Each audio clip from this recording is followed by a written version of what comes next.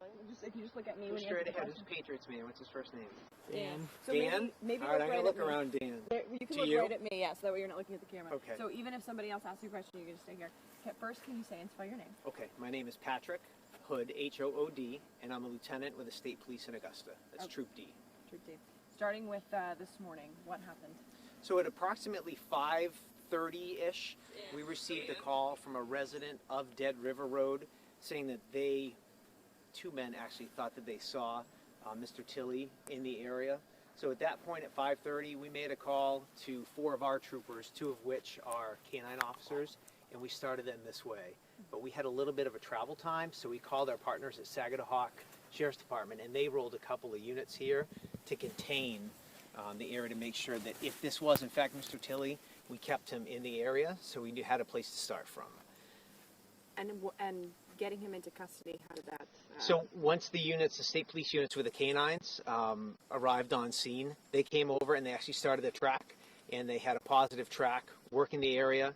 And a short time into the track, they received a call from the 600 block of Dead River Road, which is behind us here, and confirming another sighting of Mr. Tilley.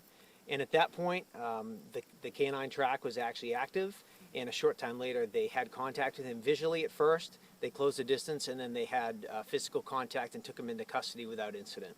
Without incident, so no one was hurt. That's correct. No injuries. He was 100% compliant. And going into last night, do we have more details about what happened? I know it was a very fluid situation yesterday, but do you have more details? It was fluid. We were here early, probably about 10 o'clock, where we were at the residence behind us, and we had established a perimeter watching the house, and we didn't have any movement all day. But what we were able to determine is that his female friend was accounted for during the afternoon, which made us very comfortable that we didn't have her in the house. So at that point, we were able to confirm some facts from what happened the night before, enough so that we were able to obtain an arrest warrant for the charge of domestic violence, assault, and also kidnapping.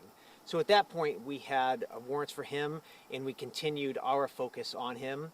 At some point after dark, he left the house, and we began tracking last night with canine teams and had no contact with him. So early on, early this morning, we actually left the area, let it calm down a bit. We provided the media with his information, and ultimately it was that tip from neighbors, which we are very thankful for, that got us back here and ultimately led to him being taken into custody. Yeah. How did he get out of the house last night without police? We knew he left the house. We did have a perimeter around the house, but there are holes in the perimeter, and he was able to successfully get through that. He did have contact with troopers, but unfortunately he was able to make it into an area that he's familiar with that we are just not. So again, I think it was a combination of what we had for assets here in the area and also the public that ultimately we worked together and were able to take him into custody. And a lot of people are talking about that 911 text. Do you guys credit that to really helping his girlfriend or significant other in this case? Absolutely. We use that technology. It's not widely used at this point, but it gave us a starting point, and we were able to build through that through the afternoon, through the evening, the next day. But for sure, that was her only way of communication, and it was successful for her. And talking to the fact that neighbors were able to spot that, crediting them this morning. Clearly, as you said, there are holes in a perimeter. So in situations like this, do you look to neighbors? What do you want people, the community, to know as we move forward? What do you want them to know? First of all, it's a great thank you to the neighbors here on Dead River Road. But I think in this environment, if you see something suspicious, make the 5-minute phone call or the 2-minute phone call, because you never know when that tip may lead to something big. And again, we're thankful the way this did turn out. And again, we can't be everywhere, but we rely on the public. And again, we're thankful for that and appreciate both of their phone calls this morning. Yeah. In this case, Tilley had a history of domestic violence. Is that correct? That's correct. He actually has a warrant out of state in Arizona. So once we're through with our process here in Maine, he will be transported back there to face whatever criminal charges he has in the state of Arizona. Yeah. Are these cases becoming more and more common just in your day-to-day, these domestic violence incidents to you? I think domestic violence is very much in the forefront of what we do.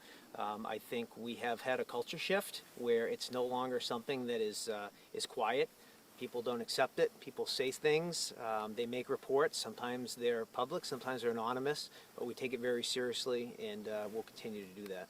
Are you releasing any more details about what happened to prompt the 911 call to prompt all of this?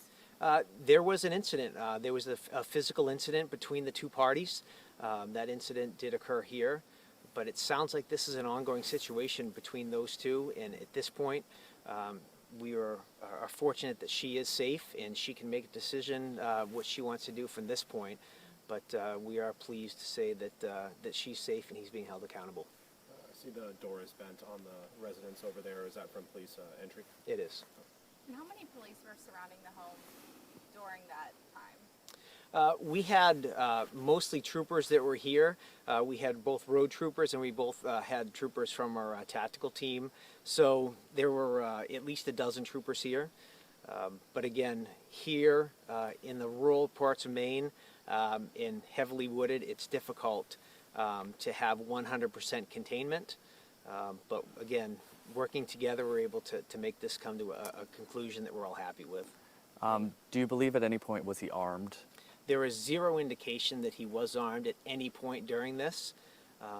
There are weapons in that house, which is why we were using caution, but at no time were they in play. Do you know when he's going to be in court? We don't know, but I can find that out for you. All right. Thank you.